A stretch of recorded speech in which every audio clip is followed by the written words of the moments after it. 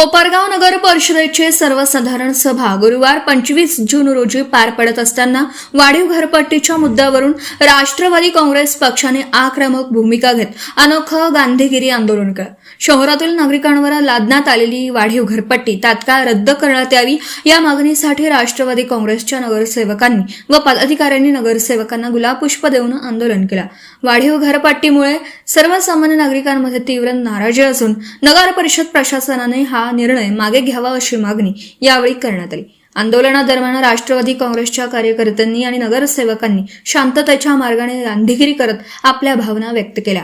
मात्र उपनगराध्यक्ष यांना गुलाब पुष्प देण्याच्या वेळी काही काळ गदारोळ निर्माण झाला। दोन्ही बाजूंच्या पदाधिकाऱ्यांमध्ये शाब्दिक चकमक झाल्याने वातावरण काहीसं तणावपूर्ण बनलं। दरम्यान वाढीव घरपट्टीचा निर्णय रद्द होईपर्यंत नागरिकांच्या प्रश्नांसाठी संघर्ष सुरूच राहील असा इशारा राष्ट्रवादी काँग्रेसच्या पदाधिकाऱ्यांनी दिला।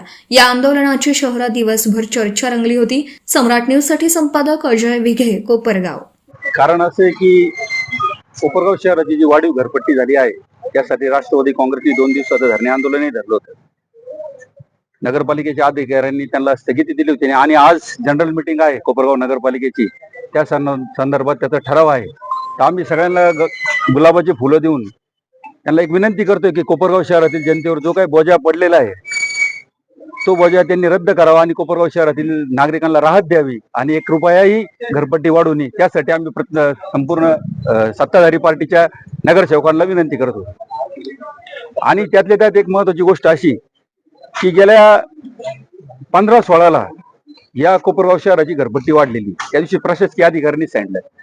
तर मला तुमच्या माध्यमातून एक सांगायचं आहे का 15-16ला कोपरगाव शहराचा लोकप्रतिनिधी कोण होते, त्यांनी तिथे यावेळेस का थांबवले नाही, पण 21ला ज्यावेळेस ते आलं त्यावेळेला आमदार आशुतोष दादा काळे यांनी ती घरपट्टी थांबवली आणि 21ला थांबलेली पट्टी आज 26ला परत कस काय वरती आली, आज सत्ता कोणाची? म्हणजे हा सगळा विषय आमदार आशुतोष दादा काळे या कोपरगाव शहरातील जनतेवर जो काही बोजा पडत होता त्या बोजाला आशुतोष दादांनी नकार दिला आणि त्याच्यामुळे ती पट्टी 15-21 पासून पडली नाही। पण आज 4-5 महिने 5-6 महिन्यापूर्वी जी सत्ता परिवर्तन झालेले यांनी पहिल्या विषयात हा विषय वरती घेतला आणि कोपरगाव शहरातील घरपट्टी वाढीचा त्यांचा तो विषय आहे तो त्यांनी सगळ्यांनी स्वखुशीने त्यांनी सत्ताधाऱ्यांनी तो निर्णय घरपट्टी वाढीचा रद्द करावा यासाठी आम्ही आज सगळे राष्ट्रवादी काँग्रेसचे नगरसेवक पदाधिकारी या ठिकाणी आलो। एक गांधीगिरी मार्गाने तुम्ही जे आहे तर फुलं देत आहे नगरसेवकांना, पण काही नगरसेवकांनी उपनगराध्यक्षांनी फुलं नाकारलेले आहे। तो त्यांच्या प्रकार आहे, तो यांचे विचार तसे, त्याच्या आम्ही तरी काही नाही करू शकत ना। थोड्याच वेळात सर्वसाधारण सभा चालू होणार आहे, तुम्हाला काय वाटतं काय निर्णय होईल? आमच्या नगरसेवकांच्या वतीने तर आम्ही त्या ठरावाला कोपरगाव शहरातील जनतेचा टॅक्स वाढवू नये, घरपट्टी वाढवू नये म्हणून पूर्ण सभागृहामध्ये आमच्या पार्टीचे जे नगरसेवक आहेत ते त्या बाजूने राहतील, बाकी समोरच्यांचं काय ते आम्हाला माहिती नाही।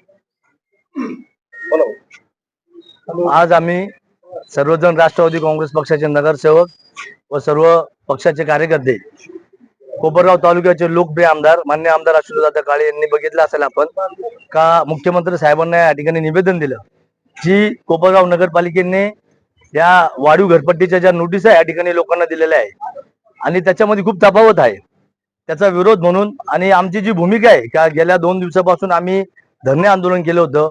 आमदार साहेब तिकडे पाठपुरावा करताय आणि या कोपरगाव शहरावर जी लादली जाणारी जी घरपट्टी आहे का त्याची तुम्ही तफावत बघितली असेल का? त्या दिवशी आम्ही ज्यावेळेस धरणे आंदोलन केलं होतं त्या ठिकाणी एक मनुष्य आला, त्या मनुष्याला 4,500 रुपये पहिले घरपट्टी येत होती, त्या मनुष्याला 4,000 रुपये पेन्शन आहे, त्याला डायरेक्ट 2.5 लाख रुपये घरपट्टी आलेली आहे। म्हणजे हा कोणत्या पद्धतीचा सर्वे झालेला आहे?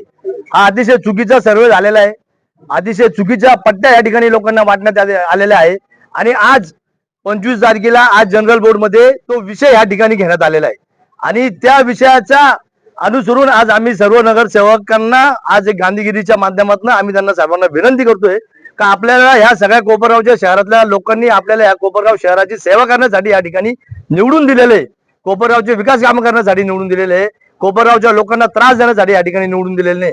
जर एकेका माणसाला 5,000 घरपट्टी येत असेल, त्याला जर 25,000 रुपये घरपट्टी या ठिकाणी यायला लागले असेल तर नक्कीच या ठिकाणी कुठेतरी कोपरगाव नगरपालिका या ठिकाणी लोकांवर घरपट्टी ही लादत आहे आणि आज जो ठराव या ठिकाणी आहे त्या ठरावाला आमची भूमिका तर आमच्या सर्व नगरसेवकांनी त्या दिवशीच मांडलेली आहे आणि आज सुद्धा मीटिंग मध्ये आम्ही ती भूमिका मांडणार आहे।